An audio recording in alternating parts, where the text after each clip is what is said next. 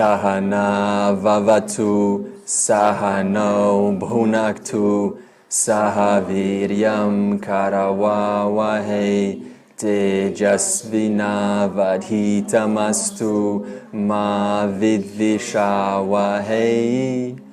Om Shanti Shanti Shanti.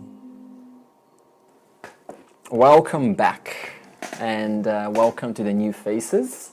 So what I'm going to do is, since we've had 30 days, right, of break, so the best way to go about this is to bring you back up to speed. That is what we've done so far, the summary of Chapter 2, summary of Chapter 3, Chapter 4, and Chapter 5, Sannyasa Yoga.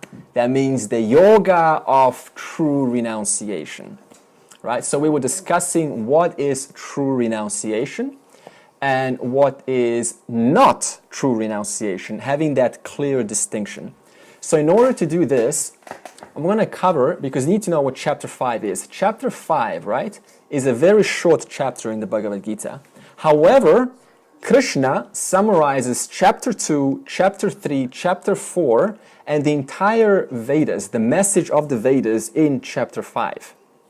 Right? So this is what I want to provide to you now. It's going to be a rather bird's eye view of 2, 3, 4, and 5 itself. And then from then on, we can continue on to the details, to the thorough depth from next week. Okay? So that's what we're going to do now. Okay, so Chapter 5 is divided into 4 sections. That's where we are at now, the Bhagavad Gita.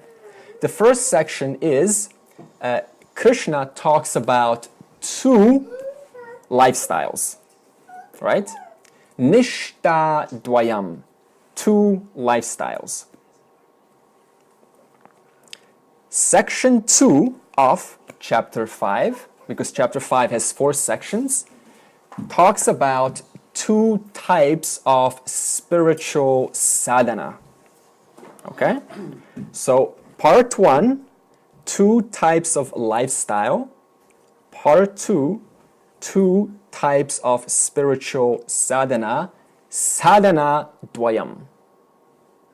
Part 3 of Chapter 5 talks about the benefit of following sadhana dvayam. That is the benefit of following one or both of the sadhanas. Okay, so what's the benefit? Why benefit? Because the mind likes to know. Why should I? There's always that question we need to fill. That is, why should I do this? If there's no reason, then there's no motivation to progress. We know this from our experience, right? So we need to have a reason. And finally, the last section of Chapter 5 talks about, is actually 3 verses, verse 27 to 29, is a preparation to meditation, Jnana Yoga, Chapter 6. Okay, so just 3 verses at the end. So right now, from the last year, we're continuing into Sadhana Dvayam. That is the 2 spiritual practices. Before we get to that, I want to talk about the 2 types of lifestyle. Listen very carefully, because this is going to provide the overview of the entire Gita of Chapter 2, 3, 4, 5, and all of the Vedas as to how to live this and how not to live this. First section, 2 lifestyles. Grihastashrama, that is Grihasta. Grihasta means householder. Okay? So Grihasta ashrama and Sannyasa ashrama. So what is Grihasta ashrama, right? What is a lifestyle of a householder? What does a lifestyle of a householder look like? That's a fair question. The householder lifestyle is one which is active. What does this mean? It means that it's involved in worldly pursuits, aspirations, teaching, right? Working, wife, husband, children. There are possessions in life. So that is a lifestyle of a householder. Understand? That means a householder is active in life. The second lifestyle is sannyasa ashrama. That is a lifestyle of a sannyasi, or a renunciate, or a monk. Now, what does a sannyasa ashrama look like? It is a lifestyle where one does not have possessions and is generally not related or associated to the society. So what does this mean? Life of seclusion. Why?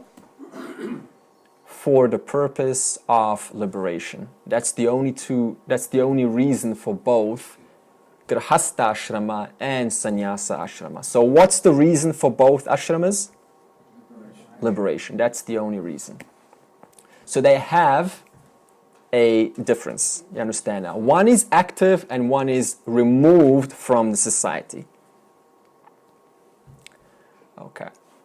Also, chapter 3, verse 3 talks about and mentions, also Krishna mentions these two lifestyles, and he says, Lokesmin dvividha nishtha pura prokta maya nakha. So he's also mentioning these two lifestyles in chapter 3, verse 3, and they're being reintroduced back in chapter 5. Now, I know what you're asking. Can you please talk more about these lifestyles? We will. I'm giving you a bird's eye view. Now, from chapter 5, right, the beginning verse of chapter 5 in Bhagavad Gita, Arjuna has a confusion. That's where Arjuna is confused. And what is Arjuna confused about? Whether, listen carefully, whether sannyasa ashrama is required for liberation. That's Arjuna's confusion.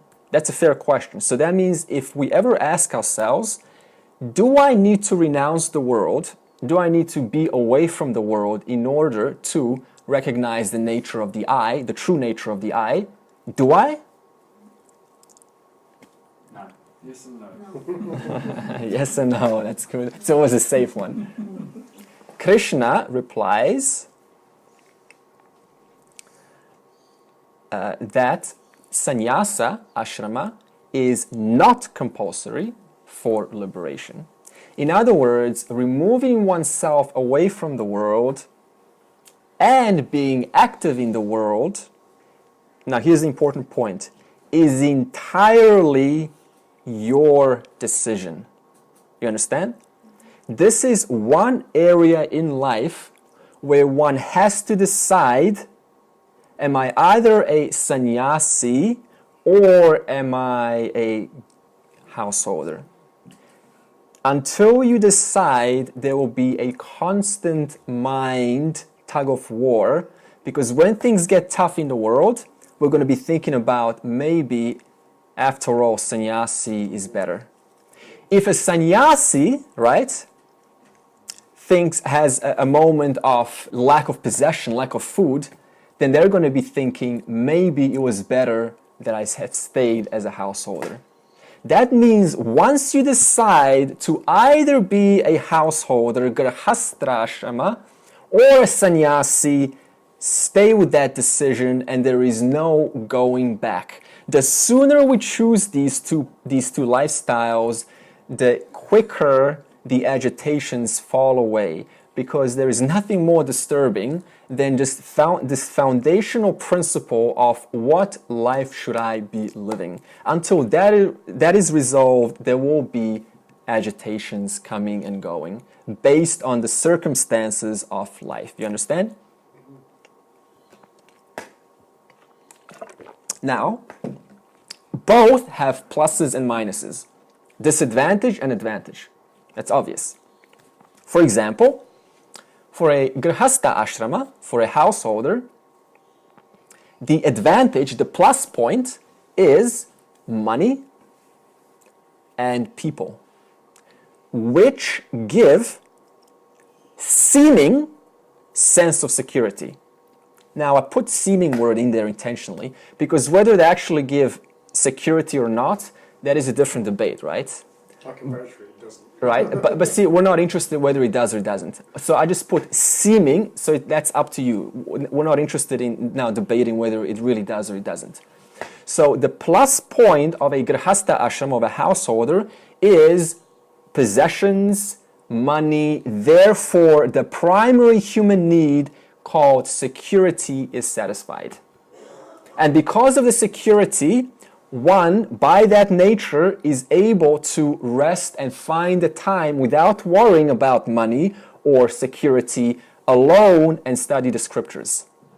So that means a householder in this arena is a massive advantage. Because it is impossible to study the scriptures or come to class or be interested in the truth if I'm worried about where I'm going to, if I'm fired or how I'm going to make my money or how I'm going to pay for the bills. Right? It's impossible. So that means the lower desires always take precedence. If you know the Maslow hierarchy of needs, you will know that security, survival is at the bottom, and only once the survival is taken care of, only then does one start to instigate, inquire into something other than survival, which is how to better myself as a human being. Okay, so that's the plus point, security, seeming security. This point is minus for who? Sannyasa. Right? Why? Because the sannyasa is dependent on where they're going to get the food, or living, or how they're going to, go for the next 10 years in this place wherever one is located. So you can see the plus and the minuses. It's with everything. It's not just with these two lifestyles. They say actually that a sannyasi or a monk shaves the head so that you can't catch them by the hair, right? So you can't, they're always slip because they're free. They're free from the moral duties of the world. Not the Indian sannyasis though. Huh? Not the Indian ones. Indian ones have long hair, long beard. Yeah, they don't shave their head. Yeah, this is a monk because a sannyasi is also a monk. So the plus point for a grihastha ashrama, for a householder, is, as we said, security. The minus point, which is for a sannyasa. The minus point for a householder is responsibility. You know what comes with responsibility, right? Duty, concern, anxiety, worry, burden. For example, let's say I have children, and my children are not getting married.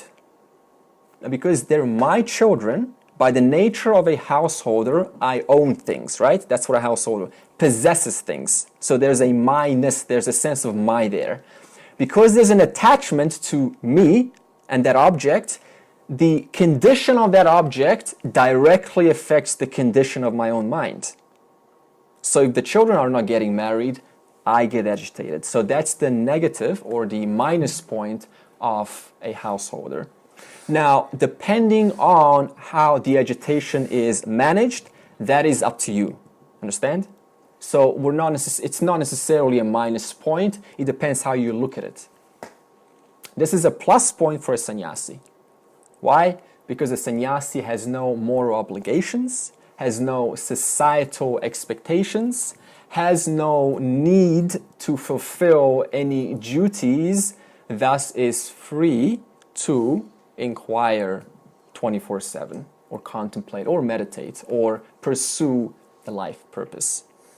So once again, we draw the line.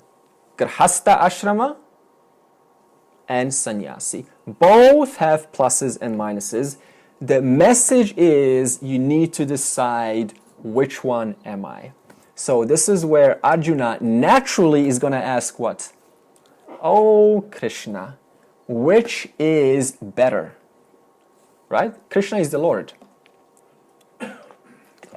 So if you could speak to the Lord right now and you ask, Lord, which is better?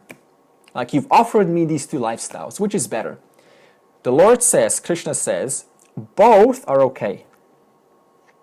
However, grihastha ashrama life of a householder is better or more appropriate for most. Why? Because think about human relationships, right? And people and security. They do what? They provide sanity to our own minds. Isn't that what relationships do in general societal conditions? They provide us mental sanity. And not everyone is primed for sannyasi, because sannyasi is completely away from the world and they are entirely only interested in the truth. Not everyone is completely primed for that kind of predisposition or character. Therefore, Krishna says, for most people, at all times, including the Satya Yuga and the Kali Yuga, is a householder lifestyle. In fact,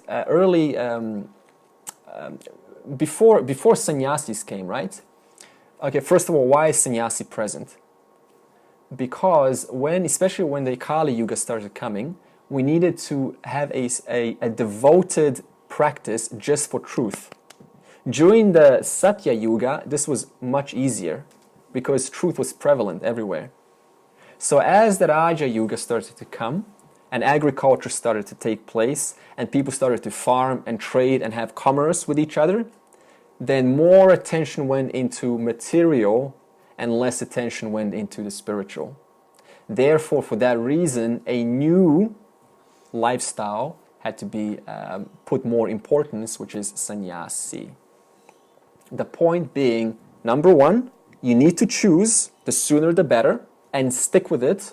And number two, Krishna says, the Lord says, for most of us, the householder is better. Okay. So that was part 1 of chapter 5. 2 lifestyles. Okay? Questions? Yeah, if there's a resolution of the tension that you spoke about between those two things, good. Is it possible that those can, I understand what's written in the scriptures, but on a practical sense, can we integrate the qualities of a monk into living as a householder? Yeah, so it's, okay, see, today, it's a good point you bring up. It is not entirely appropriate to shave the head. Right, we're talking now about hundreds of years ago. That was a lot more appropriate than it is today, right? So especially in the Western world, in Australia, for example, or Europe or America, maybe it's a little bit easier in India, but especially today, you could say that there is a fine line between a householder and a sannyasi. What do I mean by a fine line, right? That means simplifying life to bring it closer towards a sannyasi while still having basic needs met. So what does this mean? That means having less interest in, let's say, those which will otherwise cause me to constantly, interact with and, have my contemplations about, and more into the scripture. So that means simplify life. You understand? That's the fine line, the balance. So are we clear what simplify life means? It means, in summary, still having what you have, the primary possessions, but just removing those circumstances which otherwise would deter me or detract me or distract me from my full involvement in contemplating and reading and listening to Shruti. Is that similar to a life of an Indian Brahmin priest? Like he's still a householder and yet he's a priest 24 hours. Like he contemplates on Vedanta and... Yeah, that's also a fine line. Yeah, that's also a fine line. That's also in between. The life is, for example, householders, my teacher Nima and James are both householders, right? But their life is extremely simple. All they do is just teach Vedanta. In other words, contemplate the truth all day because they're teaching it. So that's the fine line. So yeah, also the priest could also fit in the same category. Is that what it's pointing towards? To be completely immersed in the scriptures? Yeah. It's almost like trying to tip the scales more towards scriptures, and do as little as you possibly can with the material world. Yeah, that's right. Mm-hmm. Not that it's forceful. We're not talking, by the way, we're not talking about suppression. We're talking about sublimation. So what's the difference between suppression and sublimation? So let's take a suppression attitude. Suppression attitude means I see the intellectual value in the scriptures, and I like what I see. And as a mandate, I follow instructions without knowing why I'm following those instructions. In other words, there's no reason to back me up, right? So that means suppression is uneducated, I must. Meanwhile, sublimation is I see the intellectual value in the scriptures, I like the scriptures, and I know why I want to pursue the scriptures. Why? For liberation. For example, a school kid, right, sublimates by wanting to have good marks. That's the vision. That means the vision is good marks in class. And by that vision, automatically the kid's not going to watch the movies. That's sublimation. So sublimation is having vision, but having reason for the vision. Suppression is having vision because I'm told to have the vision, but having no proper reason to have that vision. Understand? Suppression versus sublimation. We see this in the churches. I'm not going to call the names, but we see where good people, right? They're serving society, and then suddenly one day they do something crazy that's unacceptable. And you say, why did they do that? Well, because there was this pressure being built up. Suppression, suppression, suppression, suppression, without having proper values or proper vision to see. No reason. So one day they just blow up emotionally, because emotion always tips the scale and takes over the intellect. So therefore that viveka, discrimination, can no longer function. And then the person blows up. So therefore that viveka, discrimination of the vision, has to be constant. And you have to have reason why. I've got a question. How do you discipline yourself from this kind of distraction, the maya, the sort of worldly is there?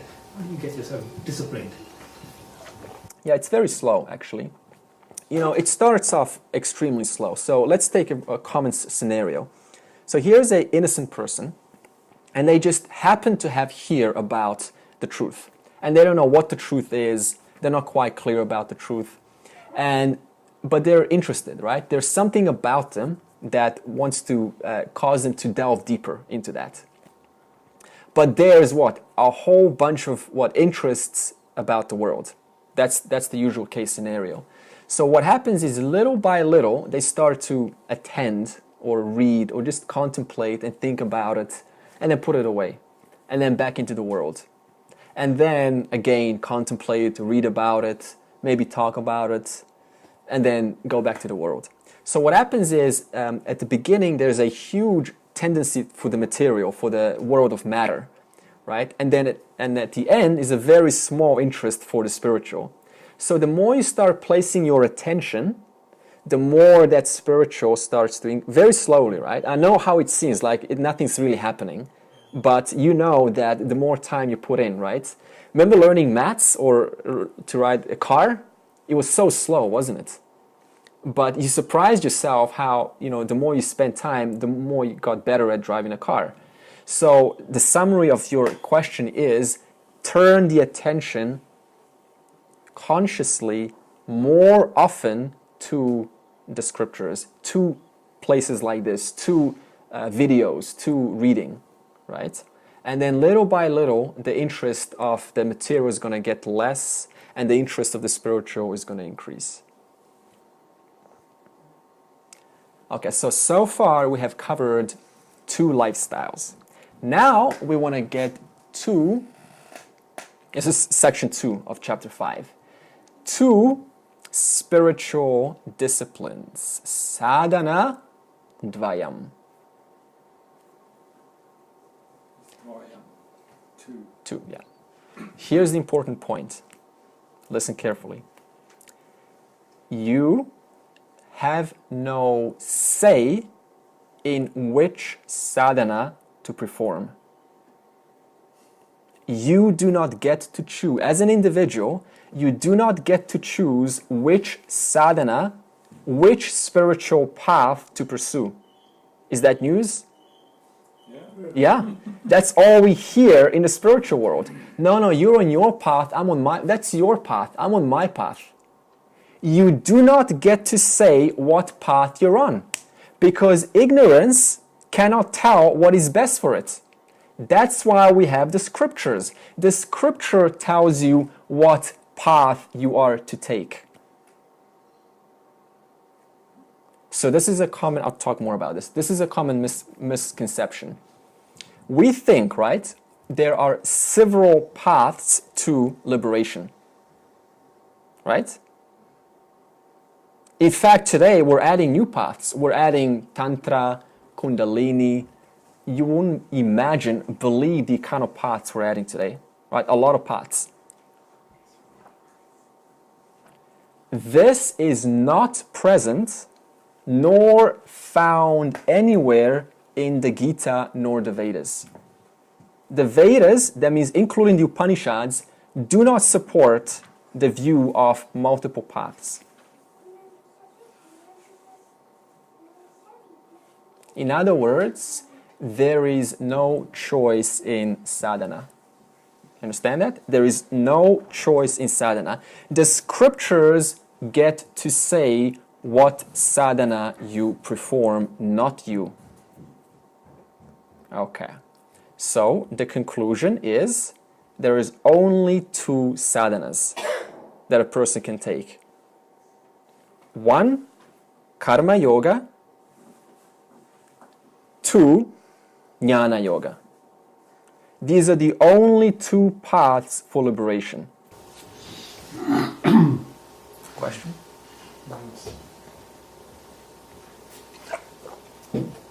No?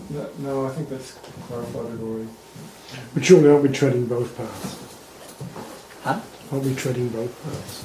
Okay, so the question is, should I do both? Right?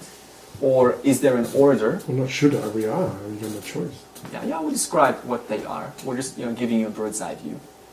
But we don't have the choice. They're saying the scriptures are telling us. The scriptures tell you. So which one is it? Huh? What did they tell us? So they say, for example, they say if there is a mind that is yet still thinking about the material, still obsessed, still active. Active, active, we just talked about householder. Active. That means still obsessed or pursuing the worldly matters. That is, still has passion, still has aspirations, still has things to accomplish, to do. The scriptures say very clearly, pursue Karma Yoga. Why? Because a active lifestyle implies what? An active mind. An active mind implies what? A mind that or whose focus is towards multiple pluralistic phenomena of the world. You understand?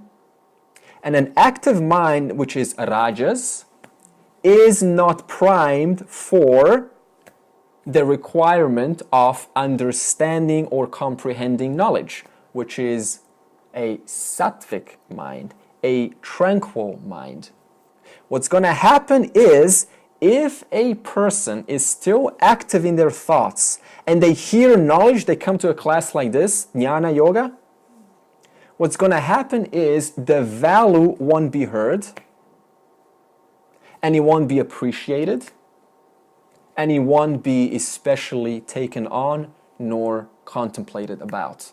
It will be heard, and what's going to happen is they're going to say, how was the class? Yeah, it was just another class. That's what's going to happen. It's seen over and over again.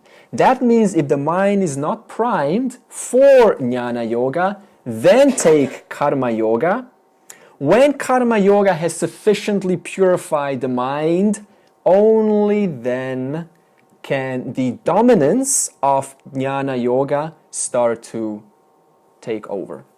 Understand? It doesn't mean that there is a straight cut between Karma Yoga and Jnana Yoga. What I'm saying is, on the beginning, there is a dominance of Karma Yoga. And as the mind slowly starts to purify, then that dominance naturally, without your choosing, your interest starts to get more into the scriptures. This is a natural progress that's observable 10 out of 10 times every single time, where the knowledge starts to get really interesting. And the person starts to read more, starts to appreciate more, starts to contemplate more. Why? Because the mind has turned from, the rajas has been sufficiently removed, and therefore the sattvika mind is available, therefore the appreciation of the knowledge is possible. Okay, do the two go together? By doing karma yoga, by involving in karma yoga, do you also get jnana yoga? Which one? That is by through experience of lifestyle, then you get enlightenment. The jnana yoga comes there because of the experience you have in karma yoga. Oh, the experience of karma yoga. Experiences brings you enlightenment or Right. jnana. Okay. Okay. Karma yoga is a way to purify the mind, right? Even before meditation, because I know you do meditation, before meditation also, if the mind is not purified and the person starts meditating, what's going to happen? Impossible. They're going to be entertaining thoughts about the world, and they're going to keep coming on and on and on. That means karma yoga is even before meditation, which is why Dhyana Yoga is chapter 6, karma yoga is chapter 3 in the Bhagavad Gita. So that means first karma yoga, prepare the mind, still the mind, and then you're ready for Jnana Yoga. And then Jnana Yoga, knowledge, is able to take the person to liberation. That's the order. Karma Yoga, Jnana Yoga, Jnana Yoga leads to liberation. Once again, Karma Yoga, purify the mind. Why? So that Jnana Yoga will be appreciated, comprehended, understood, practiced, so that will lead to liberation. That's the order. Karma Yoga, Jnana Yoga leads to liberation. I agree with you, but what I'm saying is that, agree, that's correct, but what I'm trying to say is that slowly you can have both together. That's what you say, and once, because it's not a clear cut. Yeah, it's not a clear cut. So They overlap. there is a lapse, everything. So it is, that's what you say, slowly you can get through karma, through experiences in life, then you learn, oh, this is the right path, this is the right thing. You appreciate your jnana better through your experience in life. Yeah, well, you're experiencing life right now, aren't you? I mean, you're always experiencing life. Yes. And with life that you're experiencing, you're also experiencing yourself experiencing life. Right? Who else is experiencing life other than you? For example, I can give an example here, is that for me, I always thought that possession, a job, everything gives security, to give happiness. Yeah. Then what happened is that for the last 3 years I was not employed. Right. But I was still happy. So at that moment, then suddenly I realized that actually the possession or the pursuit for this was not necessary for happiness. Yeah. So that was through experience of life that I learned something. So the freedom of the worldly matters gave you joy. Sort of. Yeah, I don't need. Yeah. I didn't need all that elements. Yeah. In order to be happy. So that came through. Yeah. So that was an experience. Experience. So that's how the jnana came about. Yeah, but that's also a matter of lifestyle. I mean, also a person who's working and have fully evolved in their work, they can also be happy just like that. We're talking now lifestyle management, basically. But when it comes to karma yoga colors your lifestyle. Karma yoga is an attitude.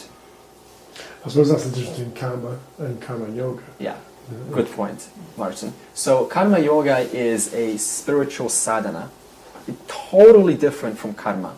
Karma is performing an action. Okay, so karma yoga has nothing to do with karma. Are we clear? Yes, it's in the kitchen. Okay. So now let's talk. So can I just ask what is the difference then between karma and karma yoga? We're going to actually talk about karma yoga right now. Karma is object of action. So what is karma yoga? That's what we're going to talk about now.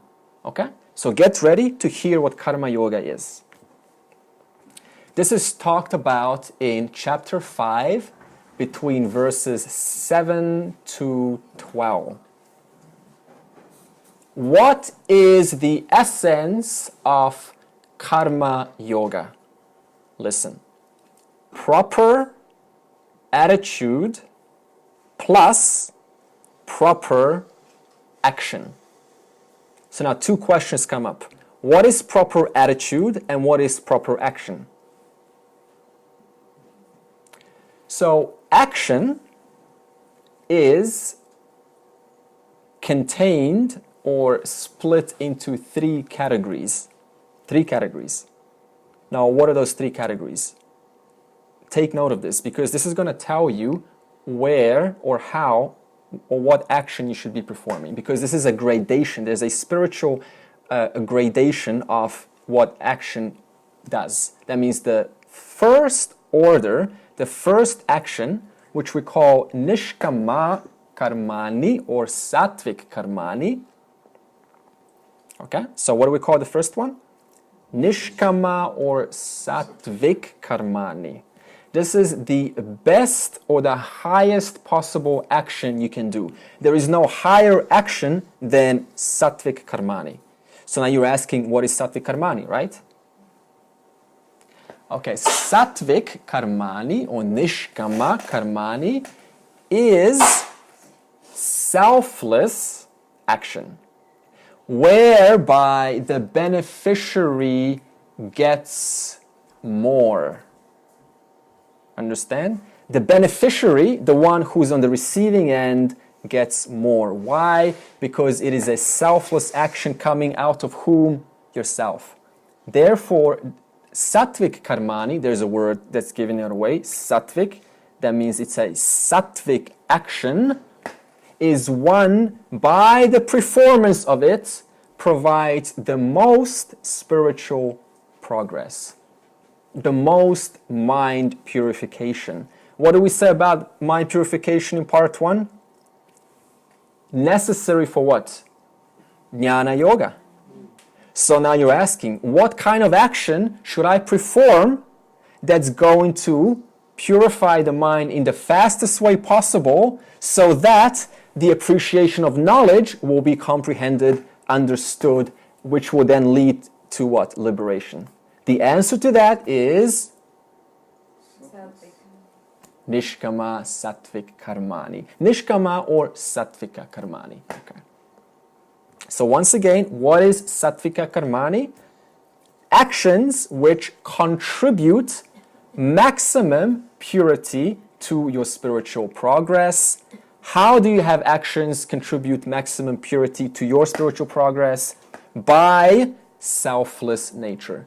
That means once the action is performed, there was no agenda on my part as to why I performed it. This is what we call a mother, for example, who does not necessarily, she of course deserves a thank you, but she just offers 3 meals a day to her children, and she does so many things for her children, and she never even expects a thank you. It's a duty. It's selfless. Sattvika Karmani. So that's the first grade. The second, Sakama or Raga Karmani. Raga, Dveshati, you know what the word Raga means.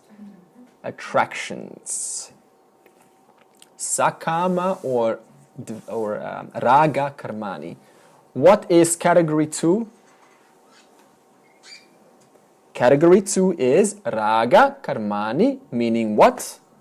Selfish actions, whereby the beneficiary is me or my family. Understand? So the second best action that one can perform is Sakama or Raga Karmani, whereby the actions are performed for the beneficiary of me and my circle of influence, or my friend, or my mom, my dad, my brother, my sister. Understand? Me and my family. This is the majority of the world. This is also a good action, but it brings limited spiritual progress. It still brings progress, but it's limited spiritual progress. So right now we can ask a question. What happens if there is a man and a woman and they're very happy together? And one of them hears this and says, you know, since everything is the Lord, right? Everything is Ishvara. Why don't I just serve you? You alone, right? We're just like a little family. And that's it. That's fine. But if it stops there, and the individual who's trying to serve does not take time for themselves, that is still limited spiritual progress. Understand? The point is, you need to reserve time for yourself. It doesn't matter if you're serving the other or the entire world and trying to be good. There needs to be a time reserved for yourself. Clear? So category 2 is Raga Karmani. That means selfish actions. They're still serving someone, but there is an agenda. You're serving your partner, but you're not serving someone else, right? I don't want to serve someone else, I'm serving my partner. So there is an agenda, but it's still serving someone. Whereas the first category, I am serving everyone equally. Why? Because I see everyone as Ishvara, as the Lord. Category 1, selfless. Category 2, selfish. Category 3, tamasa or tamasika karmani. Tamasika. The quality of what? Tamas. Category 3, tamasika karmani, is harmful actions, whereby the beneficiary is only me and the society suffers or gets hurt. A bank robber, for example. He's going to perform a very good action, but the only person who's going to benefit is the bank robber or the thief, but the person on the receiving end is going to get hurt. If not physically, then psychologically or emotionally. Or retaliation, this is a common one, like I'm going to get back for something that someone did for me. It doesn't matter if someone did something bad for me. The point is, it's the Lord. Why would you do something, would you retaliate on the Lord? It's impossible, right? So that means if one's vision is everything is the Lord, everything is Ishvara, then tamasika karmani becomes almost impossible, right? Because if God was standing in front of you and you wanted to retaliate, it would be very hard, wouldn't it? So what if someone comes to attack you? Do you retaliate? Yeah, then That's defense. Yeah, then you self-defense. Yeah, but let's say they take your money. Then you hurt them. Yeah, let's say they take your money, right? And they did it in a very covert, cunning way. And you know that you can get them back, maybe embarrass them or something. That is your fault, right? Because what's happened has happened. But see, if I now do something, if I retaliate, then what am I doing? What is that? Karma, action. Producing what? Consequences back onto me. That means you cannot get out of karma. You have to stop it yourself. That's why it's easy to fall for this samsara, because if I see, right, let's say someone who's done something bad to me and I need to get back to them, what is that saying? Well, that's first of all requiring my participation, and any participation that is required requires an action, and action has an inevitable consequence in a form of regret, in a form of guilt, and that guilt then I have to deal with myself.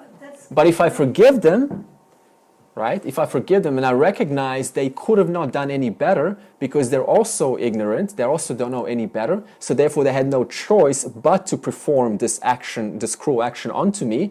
Nobody likes to be evil, nobody is evil by nature, it's just that they're covered in that moment, so they have no choice. That's why we can have, someone who's extremely rude, right, and they're just, let's say they're intoxicated, and they do something that is unacceptable. You think they're doing that intentionally? No, they have no choice. So we have to understand at that moment when that action was performed, that person had no choice. That's called forgiveness. Understanding they could have not done any better because the full clarity wasn't available to them in that moment. But if I retaliate, then what am I doing? What is retaliation? Tamas. I'm adding more tamas onto my own mind. I'm agitating my own mind. And then, what is also retaliation? A lot of rajas. And is it possible to think about the scriptures if I am in a process of thinking of hurting someone? But in self-defense, you're not intending to hurt someone. You're intending to save yourself. Oh yeah, self-defense we resolved. Self-defense, you Yeah, could yes. hurt someone. So what's that? No, self-defense, just category. So self-defense is acceptable because you're protecting yourself, right? It's part of that same action as it's happening.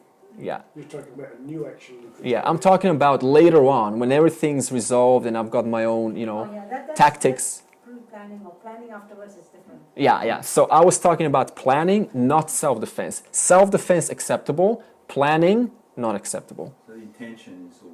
The intention of hurting them back, not acceptable. Because it's God, it's the Lord. It's funny you should be bringing that up now because that's something that I've been contemplating over the last few weeks. How living in the moment, living in the present requires that understanding of action and a cause and effect, and how quick that is to end and start and end and start. It's not a big thing. It's actually it's hard to explain. It's a continuity. Words. Yeah. I mean, it comes right back to what you were saying, is differentiating between where one action finishes and then the new action starts, and you're the new player in the new action. Yeah. And you have to make a fresh decision, and this is your karmic, your fresh karmic consequence coming out of that new decision. Yeah. But it's actually when you look at it and you're more closely, it's happening really quickly all the time. Yeah. Yeah, because every action is tied with every effect is tied with a cause. There is no cause without the effect, and neither is there effect without the cause. Every cause gives birth to an effect, and the effect is what?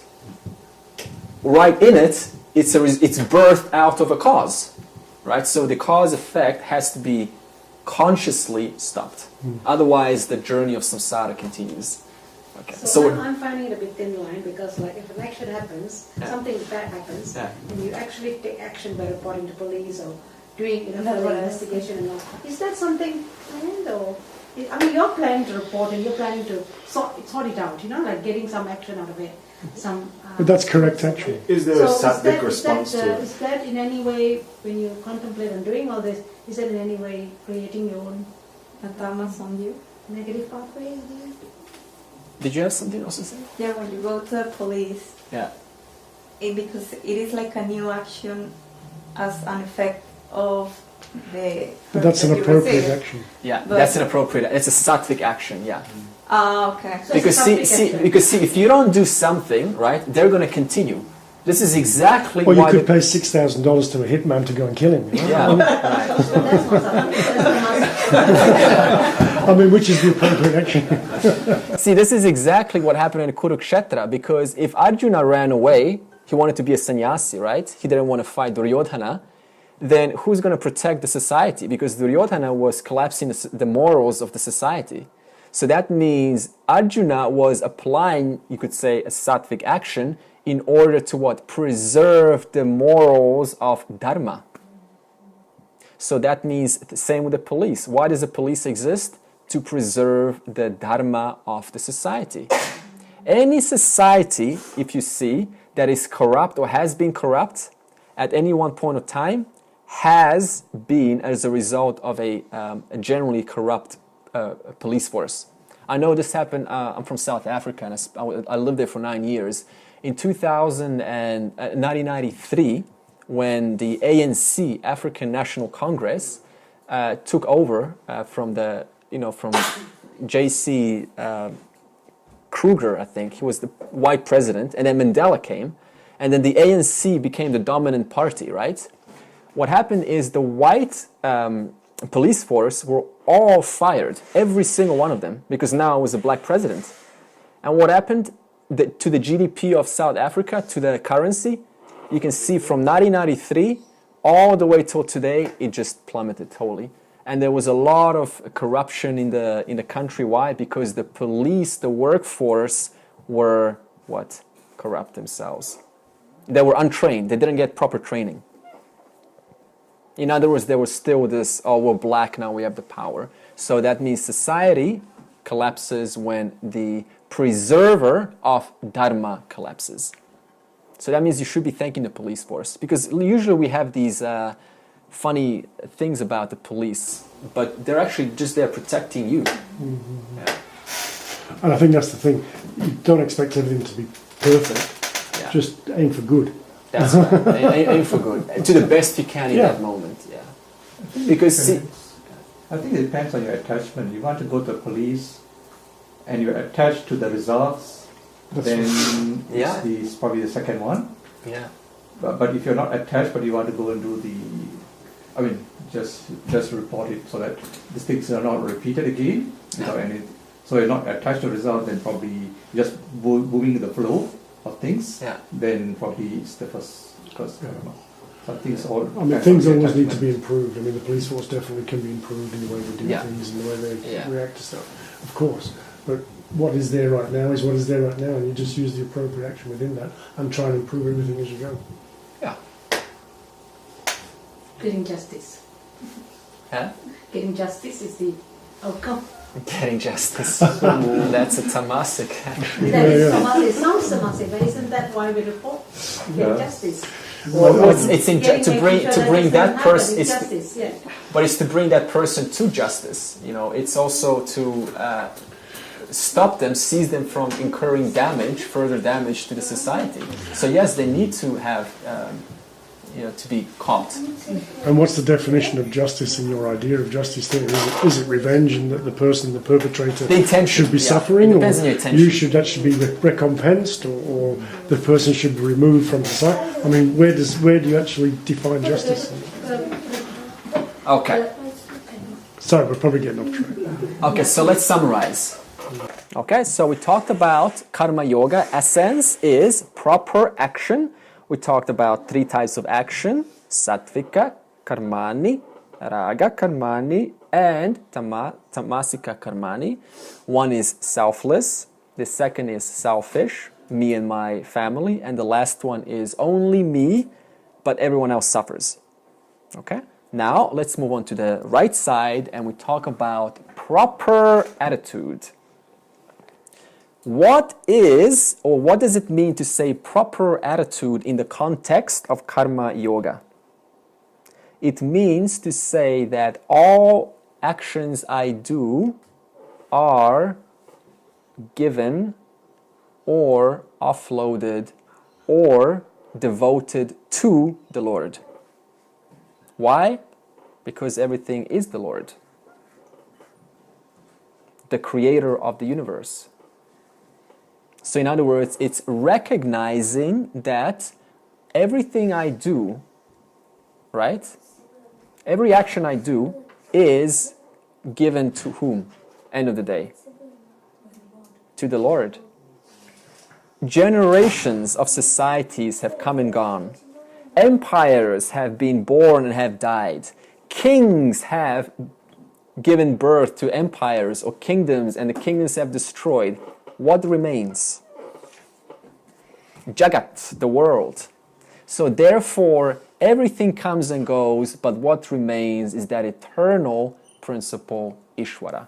So therefore, every action we do is for the Lord. Because one day, no matter how much I have accumulated, you have accumulated, all of that's going to be forgotten. No one's going to even know who you were as a person.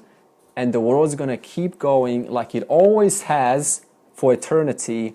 And the only thing that remains is Ishvara and you as Atman, consciousness.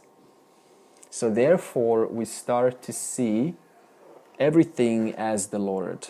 That's the proper attitude of Karma Yoga. Dedicating all actions to the Lord alone.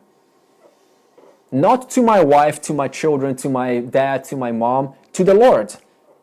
Because everything is Ishvara. You understand? If I see that I'm dedicating my actions to the form, then my vision is limited to the form alone at the expense of ignoring or neglecting the whole picture, which is Ishvara. That means you can still devote all you want to your whoever it is, but there is an added bonus of mind purification, because that is the purpose of Karma Yoga, to purify the mind. What do we say about purifying the mind? The purpose? To lead us to the recognition, understanding, comprehension of Jnana Yoga, which leads to liberation. There's actually a beautiful story where did this happen? So a man went to the Ganga river, to the Ganges, right? And he wanted to take a bath in the river to be refreshed and to be energized. It's quite energizing if you've been in the Ganga river. And, right, so he got into the river and he got out and he felt great, right? He got energized. He got cleaned, physically cleaned. The second man also went to the Ganga river, but his intention was, the Ganga is, what's the symbol of the Ganga, if you know? The highest truth. That which is the highest truth.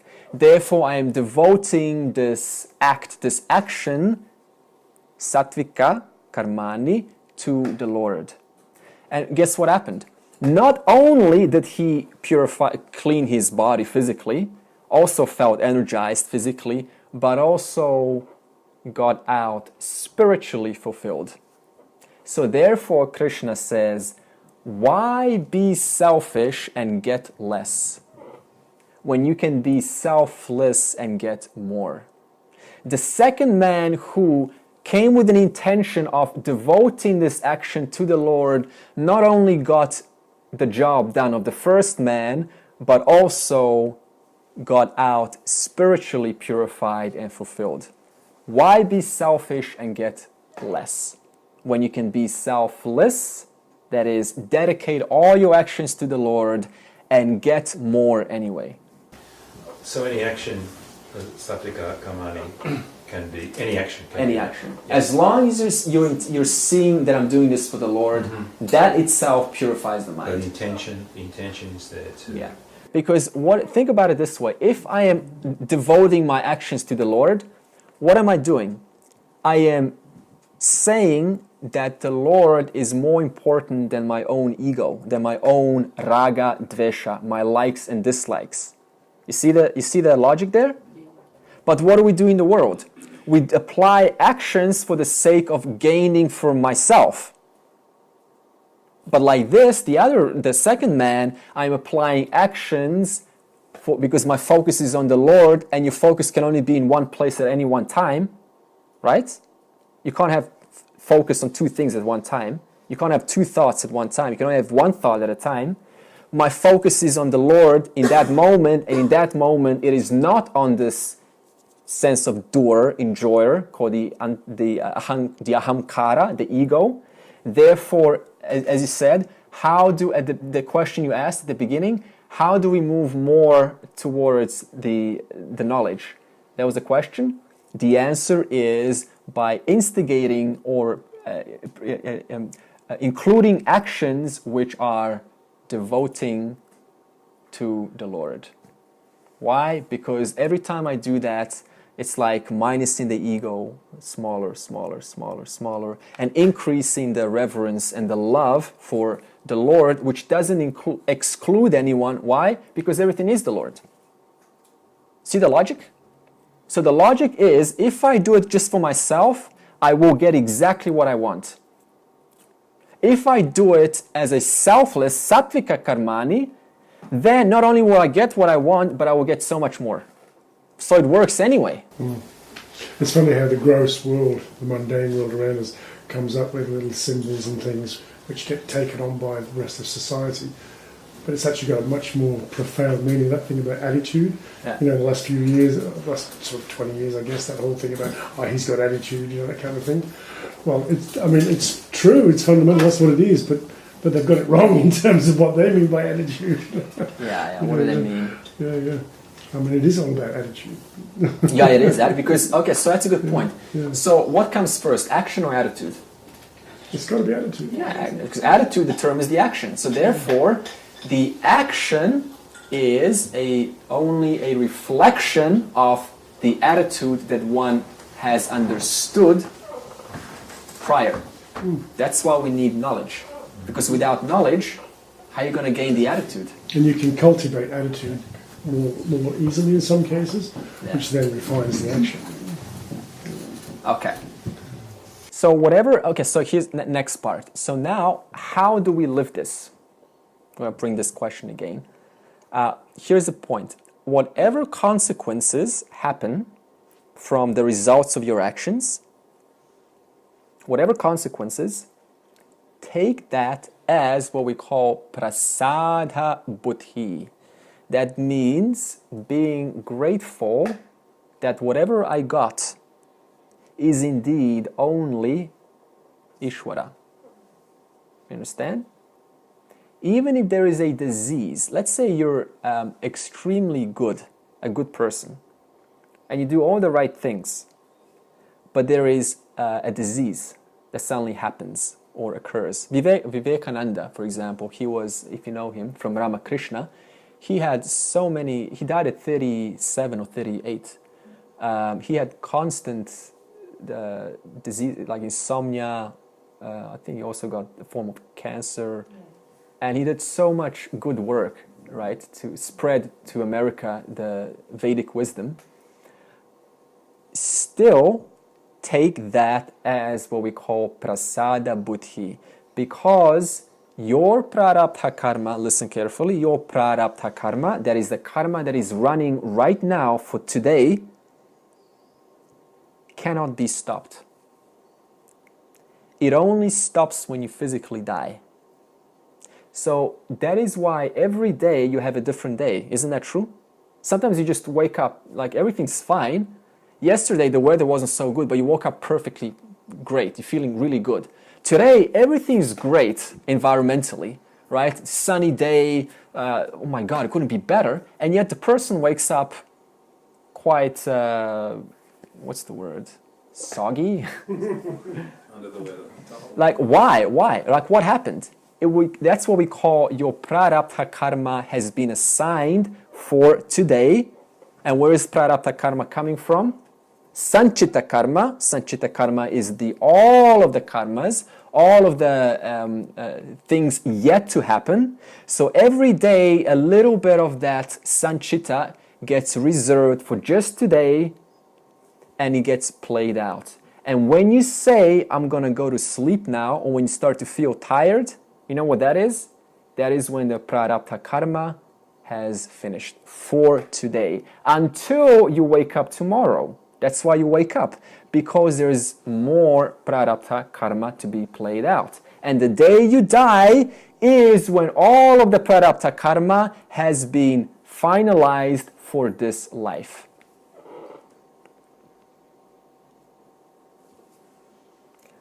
So because every experience is a result of your action, whether in the past or in the present, for that reason alone, we need to look at the consequences or the results of our actions as prasada buddhi. This means the attitude is, whatever I get, I deserve. The ego doesn't like to hear this.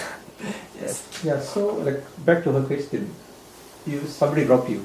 Someone? Somebody robbed you. Somebody robbed you. Yeah. So it comes. Can you also say that as a prasada bhukti?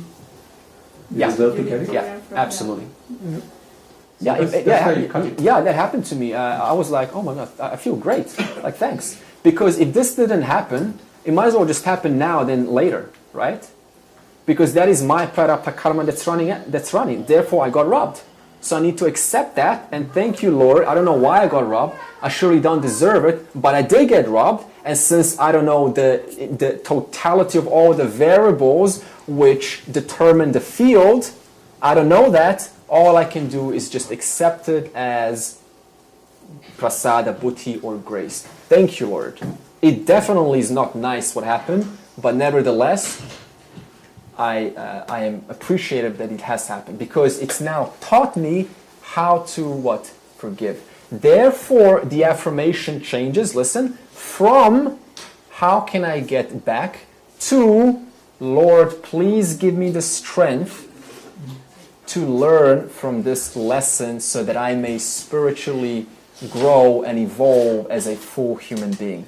So the affirmation changes from that tamasika of retaliation to prasada buddhi, which would be something with, thank you, Lord, I don't know why this happened, but please give me the strength to recognize that there is a lesson in this that I may draw and help me to be a better human being for you, because everything is you. Okay. So that means we never say, why me? Right? Because if you say, why me? It's just egocentric. You're making Bhagavan wrong. Because, see, everything is Bhagavan, the Lord. So if you say, why me? What he's saying? That you're right and the Lord is wrong. So instead of why me, yes, it was me. Thank you. Please give me the strength to learn what I need to learn so that I may become a better human being and serve you in the best way possible. It always goes back to that prasada, buddhi. That's the message. Reverence and gratitude to the Lord. Why?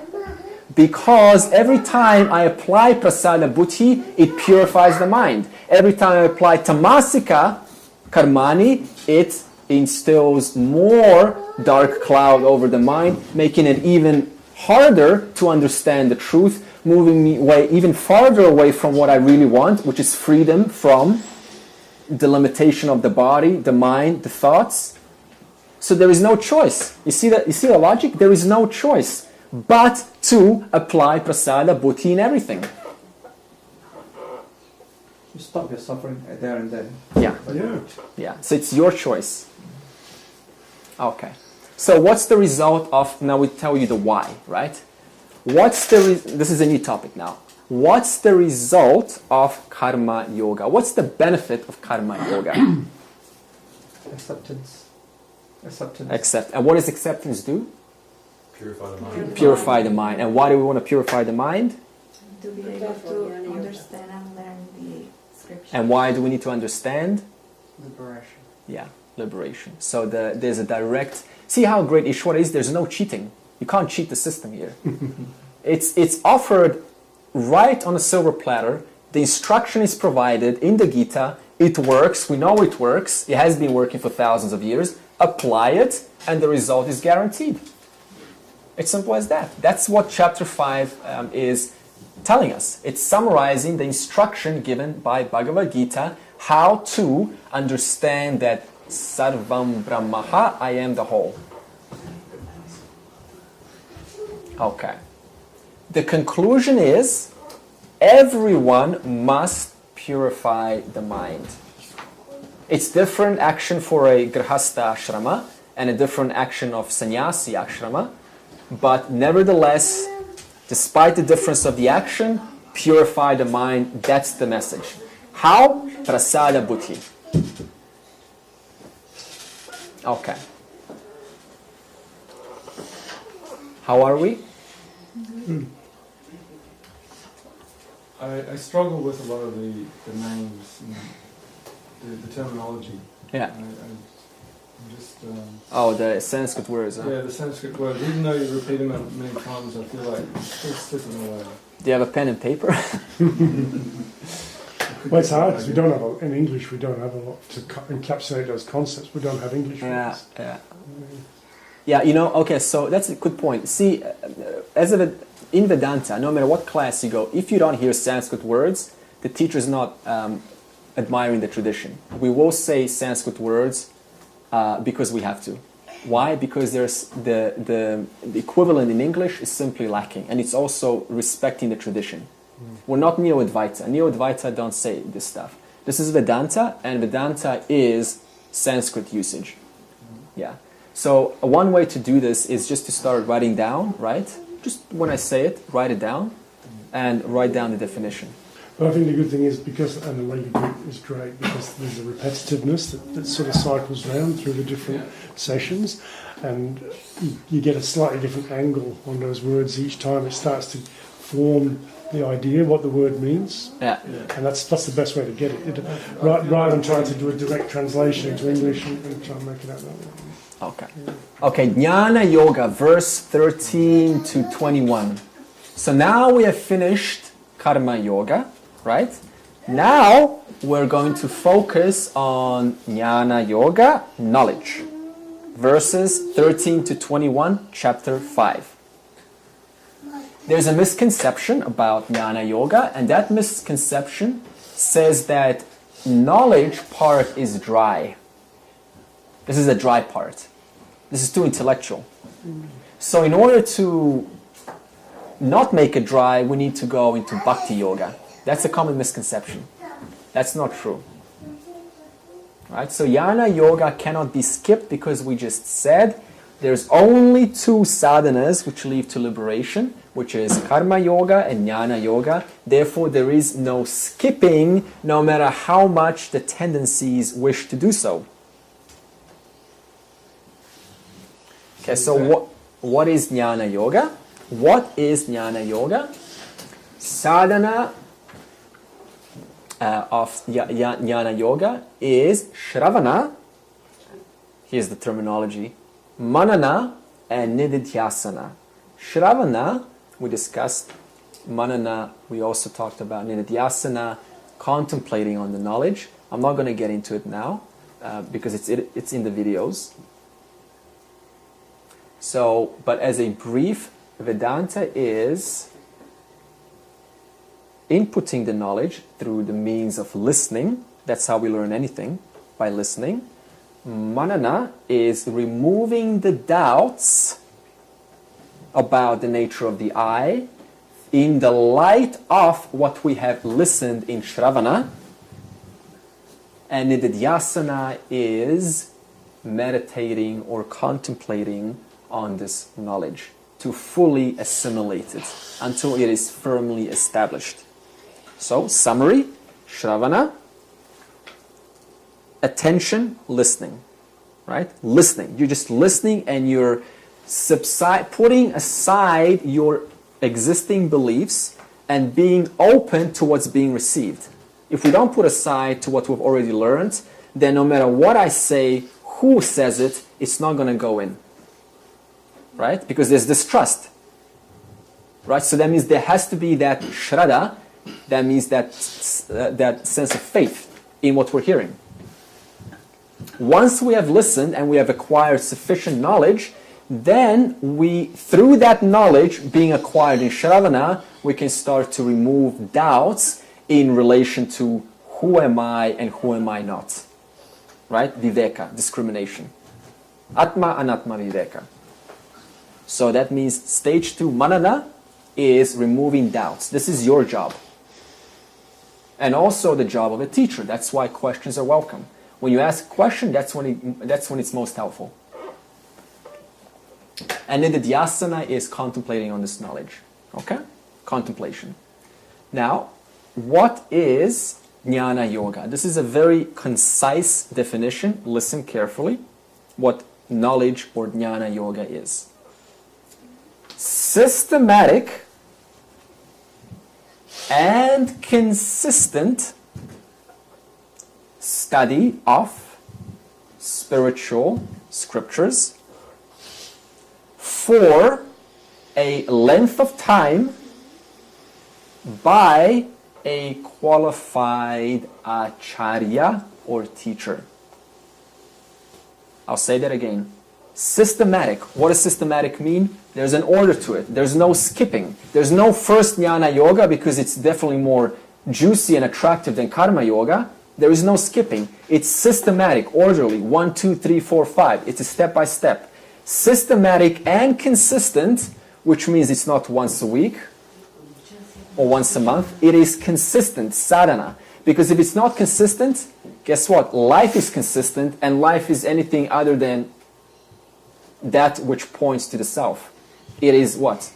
Worldly affairs, right? Attending to the world. That's why consistency is required, because the mind is always attracted to the world. If it's not attracted to the scriptures, it's attracted to the world. It's common sense. Systematic and consistent study of the spiritual scriptures for a length of time, that means there's no stopping. Once you're in, there's no going out, by a qualified acharya or a teacher. If they're not qualified, then it's very hard to get it, right? And it's very hard to teach if the teacher is not qualified. Because then when it comes to the self, when it comes to Brahman, when it comes to understanding the nature, explaining the nature of the I, then the teacher is going to trip up. And that's going to be obvious, right? So the teacher also has to be very sharp. Okay. So therefore, it is actually better, just a little tip, to listen to one teacher. Why? Not that other teachers are not good, right? Because every teacher has a certain terminology and way of teaching. So that means if I start mixing up, then one teacher is saying exactly the same as another, but they're saying it in a different way, and it ends up confusing. That's why I first learned with James and then with Nima. But together, it's very confusing. Okay. What does Vedantic scriptures mean? One little note. It does not mean dharmic scriptures. Like Ramayana is a dharma scripture. Ramayana talks about how to live in accordance with dharma, how to be a good person. Vedanta, when I say Vedantic scriptures, I'm talking about the Upanishads, Vedanta. Antaha is not at the end, by the way. Antaha, like we say antakarana, antaha karana, that is a subtle body. Right? So antaha karana is a subtle body. But now when I say Vedanta, that same word is in Vedanta, antaha, is within. Within where? Everywhere. That means the Upanishads are spread throughout the Vedas. That's why we say Vedanta.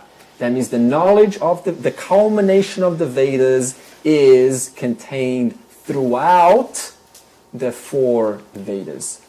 Not at the end, but throughout. Why? Because if it was at the end, then how many of us finish a book? Very few of us, right? That's why it is placed I think the Kena Upanishad is in the middle of one of the Vedas. Okay, so Vedanta scriptures means specifically Upanishads, or the Bhagavad Gita also qualifies for the Upanishads. What are the Upanishads? The highest philosophical texts in existence. Okay, what's the benefit of recognition of Atma, right? Because all of this leads us to Atma. When I say all this, I mean Karma Yoga, purifying the mind, leading to what? Jnana Yoga. Jnana Yoga does what? Lead to liberation. What's the benefit of this liberation? In other words, the question is, what is the benefit of recognition of Atma? True identity. You get to know you're real, true nature. The search stops. There's a relief, right? There's a sense of general contentment. We call it cheerfulness. We don't use the words like bliss, by the way. I'm very careful with the words. I just use cheerfulness, like a general cheerfulness. Not kind of like, crazy cheerfulness like we imagine. Just a general cheerfulness in everything. No matter what happens. The house burns down, so what? It's just, it's the Lord. It's prasada buddhi. Right? Lose the money, prasada buddhi. So then we ask, what is Atma? Atma is the nature of consciousness, and a common phrase or common popular, here comes the Sanskrit, Chaitanya Swarupaha Atma. In other words, Chaitanya, consciousness, Swarupaha, nature, Atma. That means Atma, the nature of Atma is Chaitanya. And what is Atma? Who you are. So now we ask the question, right? Because we use the word consciousness, so now the question comes up, what is consciousness? So now we're going to answer that. Consciousness is not a part, product, or property of a body. Consciousness is not limited to your body. It is all-pervasive, and being like space, it is free from action. Now, this is where we stopped last year. I am not a doer. This is what we're going to continue next week. How is it that I am not a doer? So I'm going to give you a little closure now. Think like space. Consciousness is like space. What does this mean? In space, everything happens, right? In this room, which is space, actions happen. But space itself is not affected. Is space affected when you sit down in your chair? Does space suddenly move away to accommodate your body? I mean, even in quantum physics, we say that everything is space. But if you look through your body, you just see nothing but space. So space is completely unaffected by the objects present within. Similarly, the self is unaffected, when I say the self, I mean Atma, is unaffected by the actions which are done by the individual, we call the jiva. That's why there is no such thing as sin. Because you're not the one performing the actions. This we will cover next week. Who is it the one that is actually performing these actions? Okay? So that means summary. Consciousness is like space, and yet it accommodates the objects in space, but it is free from what it accommodates. Consciousness accommodates the world, the bodies, the thoughts, the emotions, and yet it is free from what it accommodates. Just like space accommodates these bodies, these thoughts, and yet no matter what happens in this room, this space is unaffected. We bring a sound, the sound is only possible because of the silence. We bring a body, the body is only able to fit in this room because of the space provided to accommodate this body. Similarly, consciousness is that which accommodates the entire creation. So is that Brahma accommodating his own Ishvara? Yeah. Brahman and Ishvara are one. Yeah. Just like so you said Brahman accommodating Ishvara. His own Ishvara. Himself. Yeah, but see now there's a... Or manifesting through Yeah, Ishvara. Brahman you could say is a causeless cause of Ishvara, but it's not separate. Ishvara and Brahman are not separate. That's right. Yeah, it's like the clay in the pot. Is the form, the pot, apart from the clay?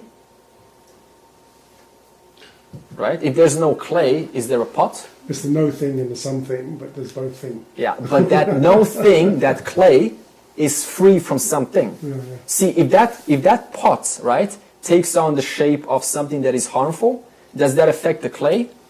No. No. So that means wherever there is clay, that's exactly where there is form. Wherever there is consciousness, that's exactly where there is what? Mithya. They are inseparable. So what is this about? Discriminating Atma Satya from Anatma Mithya. And having that clear vision of thus who am I and who I am not. I am not that which is the form. I am not that which is constantly, in the process of changing. I am that which is the witness, Sakshi, to the changes. So the good and bad is also not inseparable. The good and bad? Yeah, the good and bad has to happen both. Yeah. If not, the world doesn't exist that way. Yeah, the good and bad are... Okay. That's no different. So where does good and bad come from? Is that the question? Action, but it's got to have one bad to have a good, or to understand the good. Yeah, okay. We can say that, although, let's not even label it good or bad, right? Because... It's just a subjective. It's a subjective. Yeah, it's just an apparent change, right? And then we define it based on our own samskaras, based on our own tendencies as to whether it's good or bad. So it's just change. It's modifying. Vikaraha, it's modification. Okay, so just one more example. So just like the light is shining, the one light is shining on so many objects here, no matter what these objects, what kind of sin, right, is performed, is the light that is illumining the objects, is that light affected? No. So we are now talking about two orders of reality of the one same existence. Two orders of reality, Satya, Mithya, of the one same existence called Brahman. Thus, whatever happens in this room, in this world, this is just a mini world, is or does not affect the light, the illumining light, because of which, or in whose presence, all actions, including papa karma and punya karma. Papa means, what does papa mean? Okay, bad karma, and punya karma, good karma, is free from both papa karma, punya karma, and the three karmas of sanchita, which is all of the karmas that are yet to fructify, prarabdha, what is happening right now, and agami, what is yet to come. The self is free of all of that. Just like the light that's shining is free of whatever happens in this room. Whatever it illuminates, it could illuminate a war in this room, the light doesn't get affected. It could illuminate the most precious, saintful, divine reverential experiences in this room. The light is completely unaffected, and you are that light. So this is about re-identifying with the light and not the actions to which the light is illuminating. That's what we are interested in and what this journey is, what Vedanta is. Okay, so over time. So next week we will cover stages of Jnana Yoga. There's 2 stages.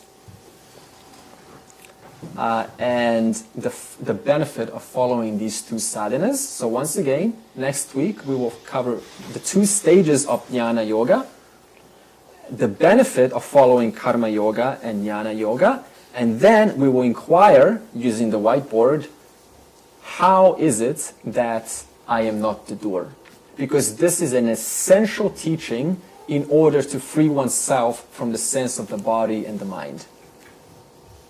Okay, so that's what we're doing next week.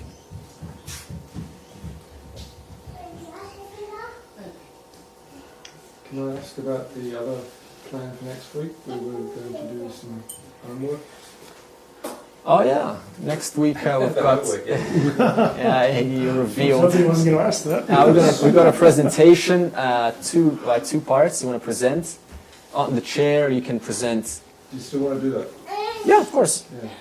Guys, I would have remembered anyway. What is Dharma and the difference and how to live Satya and Mithya, how to integrate it into life. Yeah? Distinction between the two. Yeah.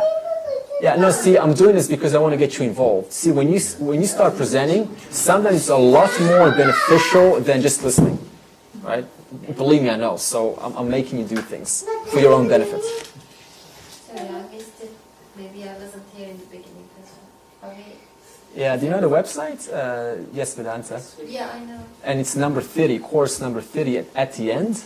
Yeah. It's going to have yes work, homework, yes work. And what's the question? How to live Dharma? What is Dharma? No, Huh? how do you live Dharma? How do you live it? How do you live Dharma? How do you apply it, right? Yeah. And the second one, what's the difference between Satya and... Satya and Mithya. Satya and Mithya. Yeah, and what does that Can mean? you elaborate a little bit about how Yeah, to living work? it, like Yeah, in real life. Yeah. So it's in the video Yeah. that he has over here. Oh, all right. Okay. Om Purnamada Purnamidam Purnat Purnamudachyate Purnasya Purnamadaya Purnameva Vashishyate Om Shanti Shanti Shantihi. Can you go beyond consciousness? No, because see, that's a good question, because if you go beyond consciousness, how would you know that you went beyond consciousness? Because you're conscious of the fact that you went beyond consciousness. Therefore, consciousness was with you even though you went beyond consciousness. Therefore, nothing can go beyond consciousness. Why? Because consciousness is your awareness. There is a realm called superconscious, which I've heard of. Yeah, we don't use this these words. You know, I know. This super. You got. Yeah. Because you got your subconscious. Yeah, subconscious, super consciousness, And the creative consciousness. Yeah. I won't go Okay, I'll give you an example. To get a little bit more. Okay, here's a little experiment. If I say to you, go right now to the end of space. Now, don't philosophize where end of space is. Just end of space, right? In the farthest reaches, and there is nothing there. There's nothing there, right? Is that true? I'm going to say this again. Listen to the language. It's a tricky one. If you go to the farthest reaches of space, and there is nothing there, is that true or false? False. Why? Because you can't go to the end of space. It's false because you are there. You are there. You're there. It's all pervasive. Did you get that? It's false because I say there's nothing there, and I say, is that true or false? It's got to be false because you're there. That's how you're able to tell that there's nothing there, because you're there. So the answer is, can you go beyond consciousness? No, because if you go beyond consciousness, you're still there to say that you went beyond consciousness. The brief about nothingness, that could be something different. Be my understanding, I don't know. You know when they talk about nothingness? Are you talking about emptiness or no thing or no thingness? Yeah. See, no thing and emptiness is two different things. Yeah, but see, it's the same question. Like, we have a common thing with Buddhists. It's just like a joke. Say there's nothingness. The Vedanta simply diffuses that by saying, well, who's the knower of the nothingness? Right? There still has to be something to qualify and to validate that there's nothingness, which is consciousness. What's unclear to me is that consciousness, my inheritance, if you like, what the word consciousness means, is all about the mind. Yeah. Okay, so I learned about unconscious as a kid. That person's unconscious and, wake up, whatever. Yeah. So when I go into the idea of awareness, existence, self, I really can't I can't really conceive of that without mind. I have to have a mind to have acknowledgement of, I don't know, to understand, what's anything. Yeah. So this self is all encompassing and incorporates mind or anything else. Yeah. But as a person, I'm going, well, how do I access awareness? It's got to be through my mind. Yeah. So that is an ongoing dialogue that I'm having about trying to... So the question is, how do I access awareness? I am awareness, yeah. Right? I have awareness. Yeah. I can't say I am awareness. Yeah. That's not, doesn't feel real for me. I have awareness. Yeah. I still am mind. Oh, so that's a genuine statement for you. I have awareness. Yeah. Okay. Yeah. So there's an I who has owns something, and that ownership is object of awareness. Because now to have something, right, you have to objectify it, right? But how did you even say I have awareness? Who's the I? Yeah. Well, how did you even say I have awareness? If you don't have awareness, right, then how could you say I don't have awareness? If you don't have awareness, how could you say... Hang on, I was saying I have awareness. Yeah. Yeah. But if I say to you, or if you say to me, I don't have awareness right now, how can you say that unless you have awareness to say that? Yeah. No, I'm not sure that I said I don't have awareness. It's that I have awareness. Yeah. That's okay. But that's only through, my understanding is only through my mind. Okay. And yeah, I mean, that's why, this takes a long time. Yeah. Little by little. Yeah. It's not overnight. Yeah. That's why just sitting and watching, getting into that feeling of watching the thoughts, that might... The watching of the thoughts is awareness.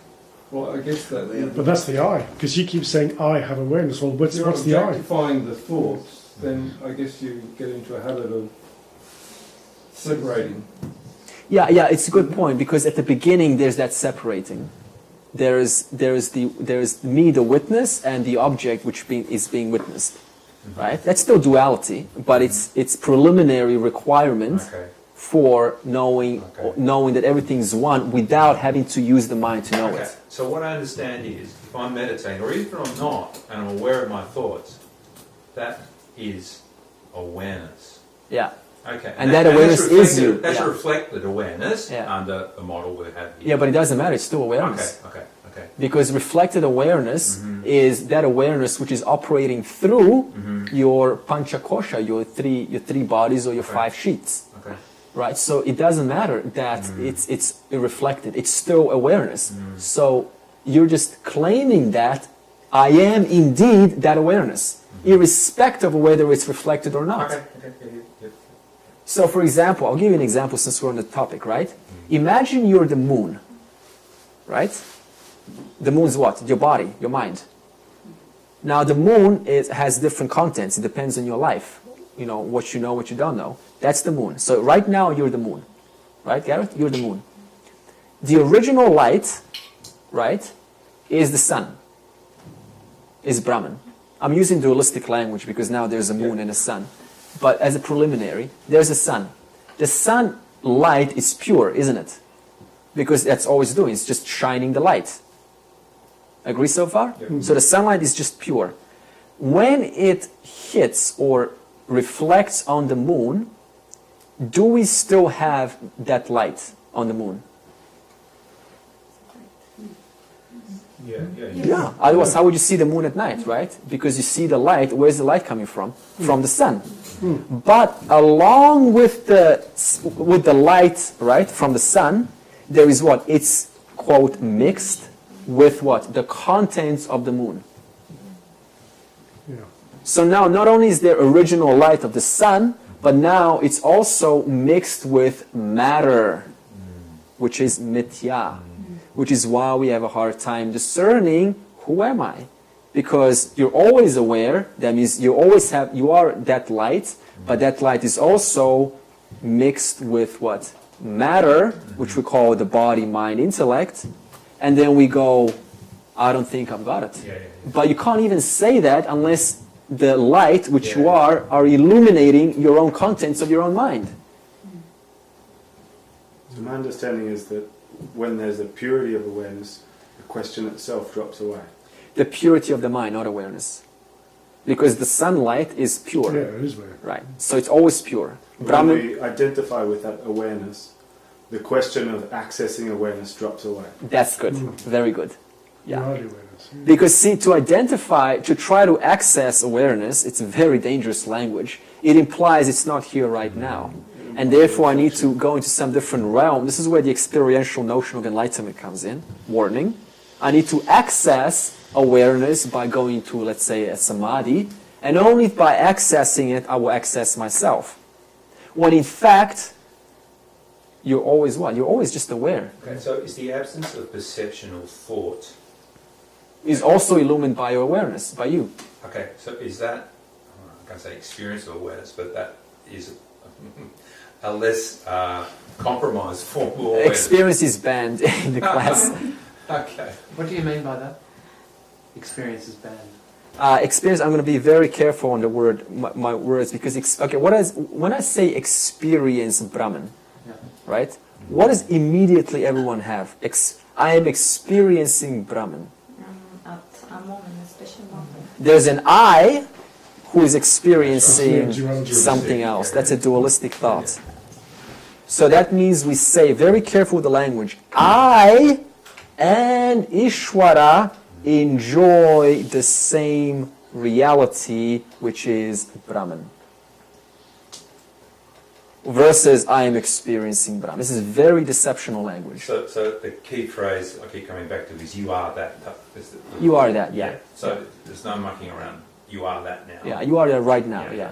Or you can just, or the final statement, aham brahmasmi. I am Brahman. Which is true, you already are. Otherwise you wouldn't be aware of this entire class. So there is an aspect of coming to accept that you already are that. Right? It's not just, because see, here's the danger of thinking experience-wise. If I say I'm going to experience Brahman, what does that imply? Time. That means consciousness is going to begin, and therefore consciousness is not here right now. Therefore I'm limiting Brahman, which is all-pervasive, omnipotent, omniscient, to what? Time-based phenomena. Therefore I'm once again making that fundamental mistake and denying my nature as eternal by saying I'm going to experience. That's why you're experiencing it right now. How? As your awareness, because of which you're able to recognize these words. And if I start to think that I'm going to experience it after hearing 20 more classes, that is a fundamental mistake being made right now. And to correct that, I say that is not going to happen because you already are that right now.